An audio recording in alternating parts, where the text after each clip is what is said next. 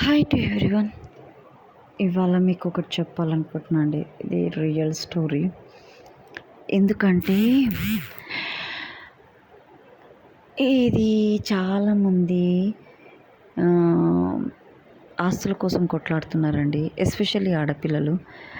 ఆడపిల్లలు కొట్లాడుతున్నారు అంటే అన్నదమ్ముల పరిస్థితి ఎట్లుందో చూస్తలేరు. వాళ్ళు ఎంత కష్టపడుతుర్రు, వాళ్ళు ఎంత బాధపడుతున్నారు. వాళ్ళకి ఎంత ఉన్నా కూడా సరిపోదండి. వాళ్ళకి కోట్ల కోట్ల ఆస్తి ఉంటుంది, కానీ అన్నదమ్ముల సొమ్ము కావాలి. వాళ్ళెంత అడక తింటున్నా సరే, భూములుండి ఉద్యోగాలు లేక ఇంట్లోకి వెళ్ళాక మళ్ళీ వాళ్ళ ఇళ్ళలోకి పోతారు, తింటారు, తాగుతారు, ఎంజాయ్ చేస్తారు. మగపిల్లలకు పాపం వాళ్ళు మర్యాదలు కూడా చేస్తారు. ఎవరికి? బావలకి, బామ్మర్దులకి, ఆడపిల్లలకి బియ్యాలు పోయడము, కట్నాలు పోతాయి, బంగారం పోతుంది. మళ్ళా పండగలు, పబ్బాలు ఇవన్నీ పెట్టుబడులు ఉంటాయి. మళ్ళా తీరా వస్తే ఆస్తులలో వాటా కావాలంటారండి. ఇది ఎక్కడ న్యాయం అండి? నిజంగా మగపిల్లలు అడ్డమైన ఆడవాళ్ళ భార్యలతోటి ఎగుతున్నారు, మళ్ళీ అక్క చెల్లెలతోటి ఎగుతున్నారు. ఏంటండి? మగపిల్లల సంఖ్య ఉంటుందా, పోతుందా? నిజంగా తగ్గిపోతుందేమో అనిపిస్తుంది దీన్ని బట్టి చూస్తే. పిల్లలు గారు వాళ్ళకి ఇన్ని టెన్షన్స్ ఉంటే పిల్లలు ఏమవుతారు? ఇక ఇంట్లో బాధలే, బయట బాధలే. ఇంట్లో సుఖం లేదు, బయట సుఖం లేదు, ఆఫీస్లో సుఖం లేదు ఈ మగపిల్లలకి. ఏంటండి? కొంచెమైనా ఆలోచించండి. ఇప్పుడు అక్క చెల్లెలకి ఇస్తే భార్యతోటి బాధ, భార్య అత్తగారులతోటి బాధ, వాళ్ళ చుట్టాలతోటి బాధ. అవునా? పోనీ ఇవ్వకపోతేనేమో బయట సొసైటీలో 10 మందికి చెప్పి వీళ్ళు ఇజ్జత్ తీస్తారు ఆడపిల్లలు. అదొక బాధ.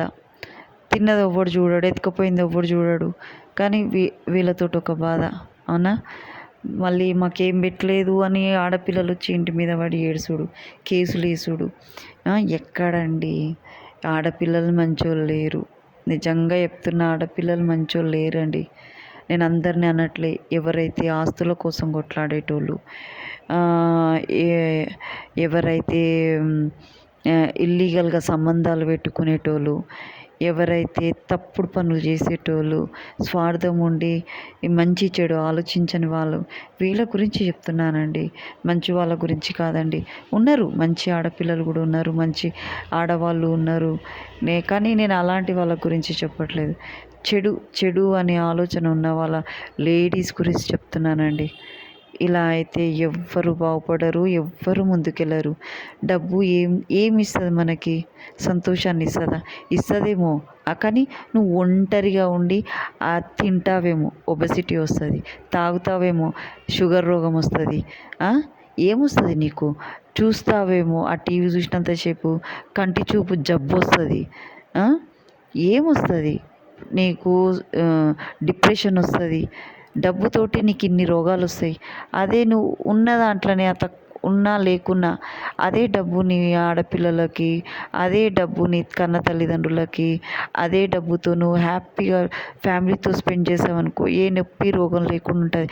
ఆడపిల్లలు కూడా అన్నదమ్ములను ఆదుకోవాలి. అన్నదమ్ముల పరిస్థితి బాగాలేనప్పుడు ఆదుకోవాలి. అన్నదమ్ములున్నా కూడా ఆడపిల్లల పరిస్థితి బాగాలేనప్పుడు ఆదుకోవాలి. ఆదుకున్నప్పుడు మళ్ళీ తిరిగి ఇచ్చే గుణం కూడా ఉండాలి. ఇప్పుడు నీకు అవసరం ఉందనుకోండి, నీ భర్తకి రోగం ఉంది, ఖర్చు పెట్టలేని పరిస్థితిలో ఉన్నావు, ట్రీట్మెంట్ ఇప్పించే పరిస్థితిలో ఉన్నావు, అప్పుడు అన్నదమ్ములు కలిసి ఆదుకోవాలి. మళ్ళీ ఆ డబ్బులు ఆ చెల్లె నుంచి మీకు ఇష్టం ఉంటే తీసుకోండి, లేకుంటే లేదు. మీ చెల్లె ఇచ్చిందనుకోండి మంచి మనసుతోటి, తీసుకోండి. మీకు ఉన్నదనుకోండి, అవసరం లేకపోతే తీసుకోకండి. అన్నదమ్ములకు ఒకటే చెప్తున్నా. అదే ఆడపిల్లల పరిస్థితి బాగాలేదు, వాళ్ళు హీన స్థితిలో ఉన్నారనుకోండి, ఆదుకోండి. వాళ్ళని డెవలప్ చేయండి, మంచి స్థాయికి తీసుకురండి. వాళ్ళు మీ మీద డిపెండ్ కారు, ఒకరు చేయి చాపరు. అట్లా వాళ్ళని ఆ పరిస్థితిలో మీరు చూడొద్దు. అన్నదమ్ములైనా సరే ఆడపిల్లలు ఆ పరిస్థితిలో ఉన్నప్పుడు చూడొద్దు. కానీ మీరు కూడా పెడితే కూడా ఎక్కువ పెట్టడం వల్ల కూడా కొంతమంది మగవాళ్ళు అడ్వాంటేజ్ తీసుకునే ఛాన్స్ ఉంటుంది. వాడికి ఉద్యోగం ఉంది, జీతం వస్తుంది, అది తన అక్కకో చెల్లెకో ఇచ్చి ఇంప్రూవ్ చేసుకునేలా సపోర్టింగ్ చేయాలి. ఆ జీతాన్ని పాడు చేయకుండా వాళ్ళ తల్లిదండ్రులను చూసుకునేటట్టు, ఆ పిల్లగాడు భార్యను చూసుకునేటట్టు చేసుకోమని చెప్పాలి. మంచిగా కూర్చొని ప్రేమగా మంచిగా ఉండాలి. అప్పుడు పెట్టకూడదు ఉద్యోగం ఉన్నప్పుడు. అల్లుళ్ళకి పెట్టొద్దు. వానికి ఉద్యోగం లేక హీన స్థితిలో ఉన్నాడనుకో, ఏదైనా బిజినెస్ పెట్టియాలి, ఏదైనా వ్యవసాయం చేసుకునేటట్టు అన్నా ఉపాధి కల్పించాలి. కానీ డబ్బులు ఇవ్వకూడదు, పాడైపోతారు అల్లుళ్ళు, పాడైపోతారు. ఇది మాత్రం మీరు మాత్రం డబ్బులు ఇవ్వకూడదు, దగ్గరుండి చూసుకోవాలి. ఆ డబ్బులు మళ్ళీ నెల నెలకి ఇంత కట్టేటట్టు ఉండేటట్టుగా చూడాలి. అది మళ్ళీ ఆ కట్టిన డబ్బులు ఆ పిల్ల పేరు మీదనో వాళ్ళకి తెలియకుండా, వాళ్ళ భర్తకి తెలియకుండా, ఆ పిల్లకి తెలియకుండా ఆ పిల్లల పేరు మీదనో అలాంటి సపోర్టు చెయ్యాలనుకుంటే ఎన్నో విధాలుగా అన్నదమ్ములైనా ఆడపిల్లలైనా కూడా చేయొచ్చు, ఒకరికొకరు అన్నట్టుగా ఉన్నప్పుడు. ఆ డబ్బు బాగున్న వాళ్ళు, కానీ ఒక్కలే పెట్టాలంటే కూడా కాదు. ఎందుకంటే వాళ్ళ భర్తలు ఒప్పుకుంటారో లేదో కూడా తెలియదు. వాళ్ళని కన్విన్స్ చెయ్యాలి, ఒప్పుకోవాలి, సంసారాన్ని నిలదొక్కోవాలి. తప్పు చేస్తే 4 దన్నాలి, అట్లా ఉండాలి. ఏంటంటే ఇవాళ నేను సాయం చేసి నేను ఆగం పడ్డాను, పెడుతుండు కదా అని ఆడపిల్లలు కూడా అన్నదమ్ములను ఆగం చేయొద్దు.